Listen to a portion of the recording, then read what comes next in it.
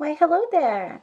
So today we're going to Wakayama to go to the beach. That's me and Leina. And tomorrow is Umi no Hi, so I figured it was only appropriate to spend it at the beach. Actually, today is supposed to be pretty thunderstormy in Wakayama, but I love swimming in the rain, and it's still going to be 30 degrees, so not too much of a problem.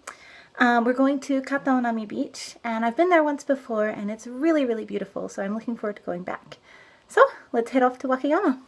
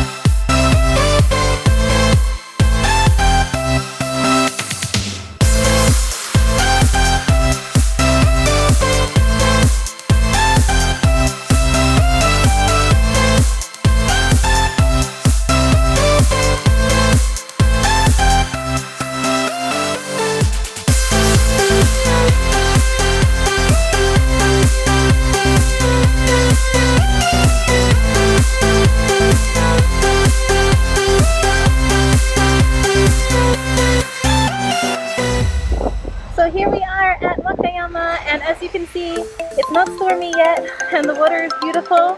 Leina has just gone to get changed, and I'm about to get in the water. Let's go!